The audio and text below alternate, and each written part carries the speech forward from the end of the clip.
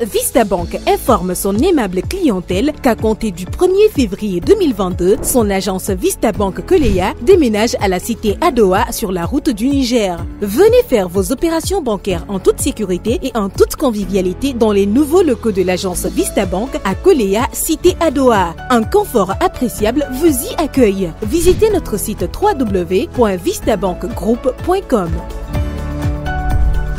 Vista Bank, une banque pour toutes les générations. Bonsoir à toutes et à tous et bienvenue dans les coulisses de la CAN. La CAN, c'est fini bien sûr, mais il faut approcher les spécialistes à la matière pour analyser cette compétition de la 33e édition et également parler des différentes équipes. S'il faut même parler du comportement des différentes délégations qui ont accompagné ces différentes équipes. Aujourd'hui, nous recevons sur ce plateau Issa Gassila. Il est le chef de service des sports RTG Koloma. Avec lui, nous allons parler bien sûr de cette compétition qui s'est déroulée du côté du Cameroun. Encore une fois, bienvenue. Issa Gassila, bonsoir et bienvenue sur ce plateau.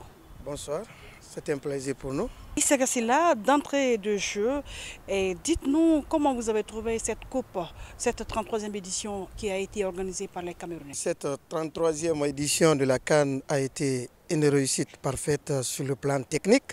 On a vu une montée en puissance des équipes. On a vu le niveau du football africain va crescendo.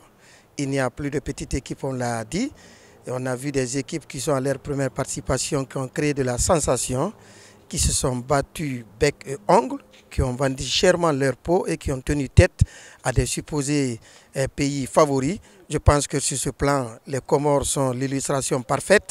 D'ailleurs, parmi les top 10 des buts qui retiennent l'attention de cette 33e édition de la CAN, le capitaine comorien fait partie de ce but qu'il a planté contre le Cameroun. Ça veut tout dire en termes de nivellement de valeur. Je pense que grosso modo, c'est une CAN, même sur le plan sanitaire, qui nous a causé beaucoup de problèmes du point de vue de la rareté des supporters dans les gradins.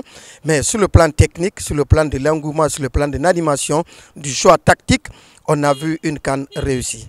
Voilà, Issa Gassila, une CAN réussie, comme vous l'avez si bien dit. Mais dites-nous, qu'est-ce qui a retenu votre attention lors de cette CAN?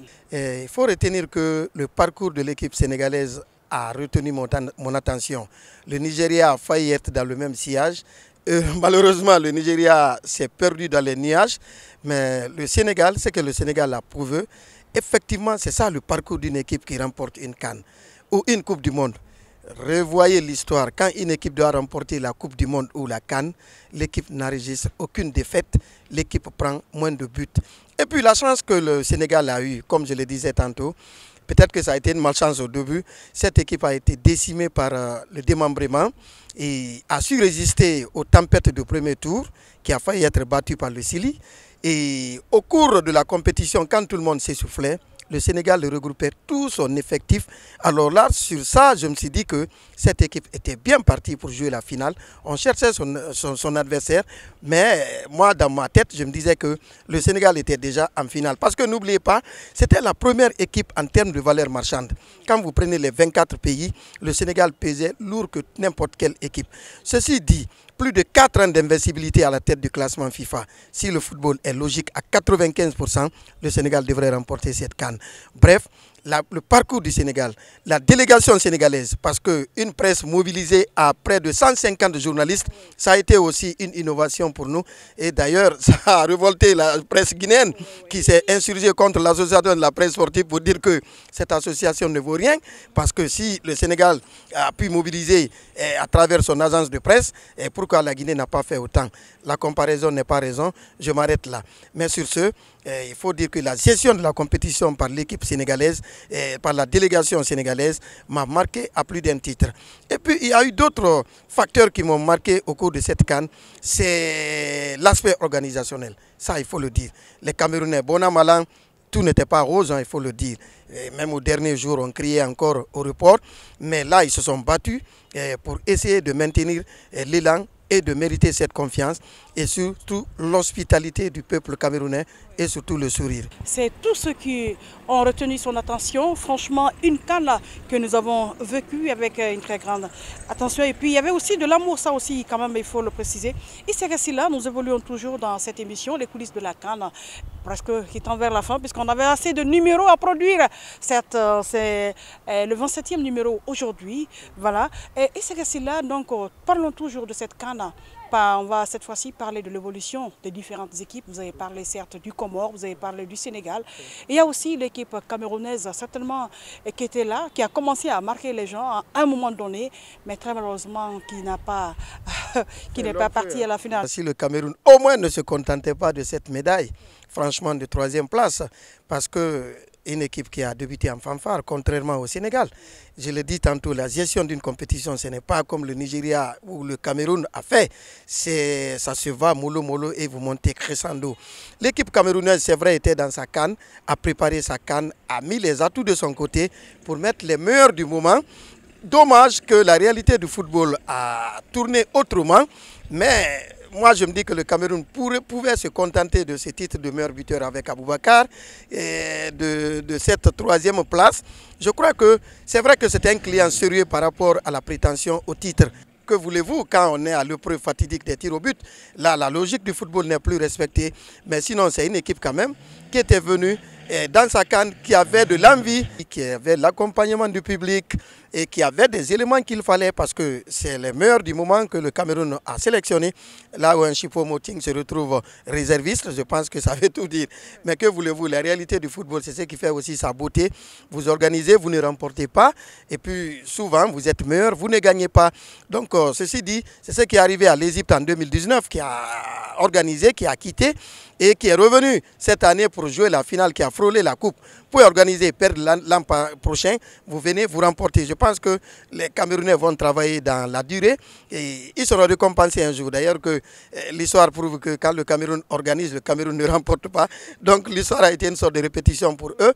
Je crois qu'ils vont tirer les leçons pour aller chercher comme ils ont fait en 2017. Comme ils l'ont fait en 2017, ici là aussi, on a vu cette formation aussi algérienne qui a prématurément quitté cette compétition. Certes, les gens attendaient beaucoup de cette formation, mais malheureusement qui s'est même arrêté en phase de poule. La grosse déception de cette CAN d'ailleurs a été la sortie de l'Algérie de façon prématurée, vous l'avez dit. Une équipe pimpante qui avait fait près de 2 ans d'invincibilité et je crois 35 matchs internationaux sans défaite et qui avait raflé la CAN, qui était venu avec presque les mêmes éléments. On se disait que l'Algérie était bien placée pour défendre son titre.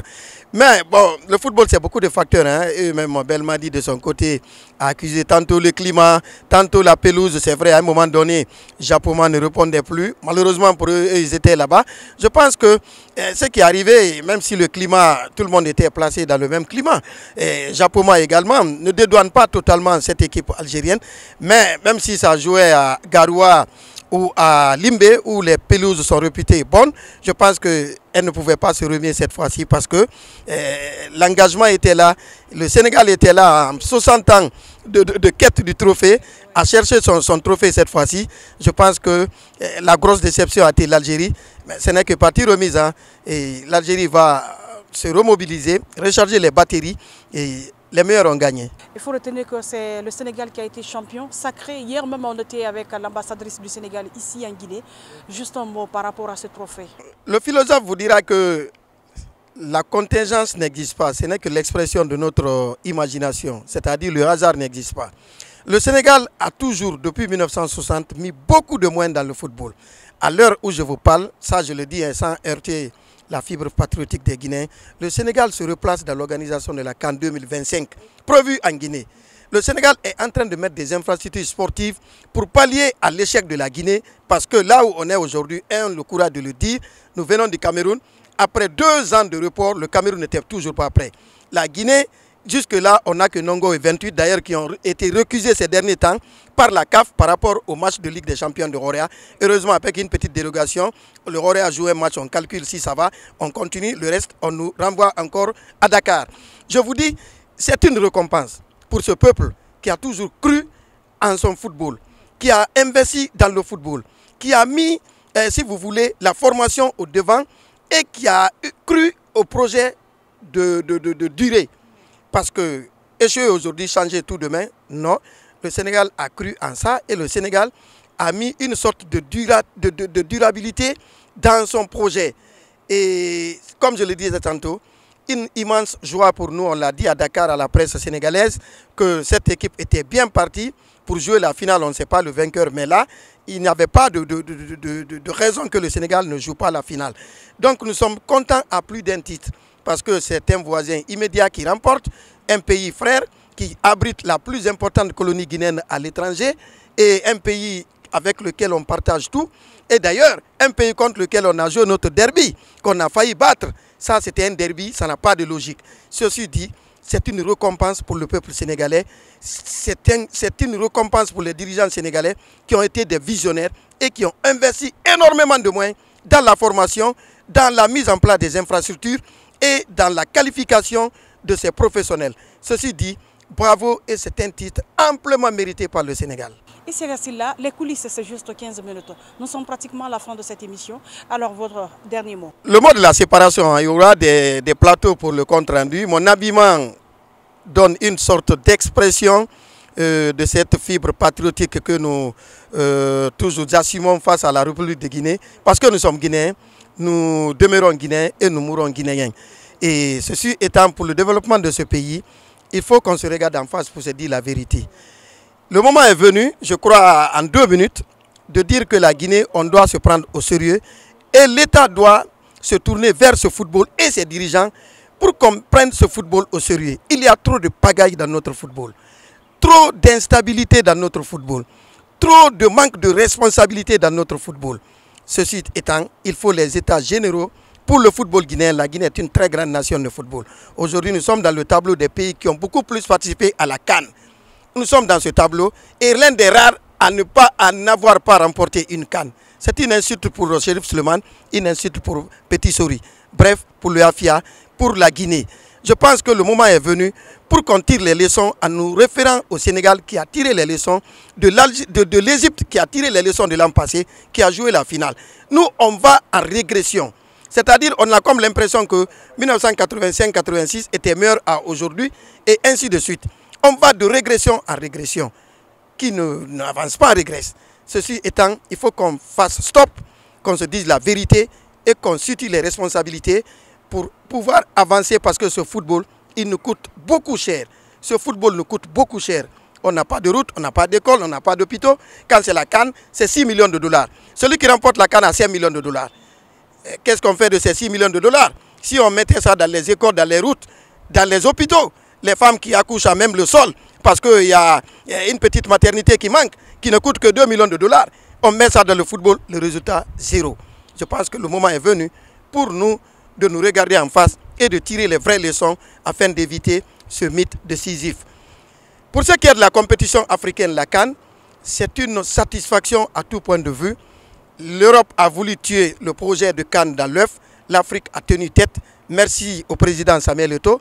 Merci au président Paul Biya.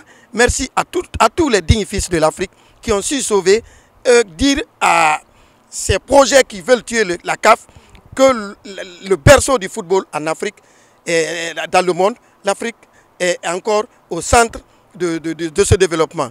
Regardez tous les grands pays de par le monde, on n'a que des grands footballeurs africains qui font la fierté dans ces clubs. Ceci dit, le football doit être accompagné en Afrique avec la mise en place des infrastructures sportives et un jour, l'Afrique pourra remporter la Coupe du Monde, Inch'Allah. Et bien voilà, chers téléspectateurs, amis sportifs, c'était tout pour les coulisses d'aujourd'hui qui recevait sur ce plateau Issa Gassila. Il est le chef de service des sports de la RTG Koloma. Avec lui, nous avons parlé de cette CAN, cette 33e édition remportée par le Sénégal, également qui est en train de fêter cette joie à la maison. Et si vous avez été des nôtres où que vous soyez, je vous dis merci et à demain. Vista Bank informe son aimable clientèle qu'à compter du 1er février 2022, son agence Vista Bank Koleya déménage à la cité Adoa sur la route du Niger. Venez faire vos opérations bancaires en toute sécurité et en toute convivialité dans les nouveaux locaux de l'agence Vista Bank à Koleya, cité Adoa. Un confort appréciable vous y accueille. Visitez notre site www.vistabankgroup.com. Vista Bank, une banque pour toutes les générations.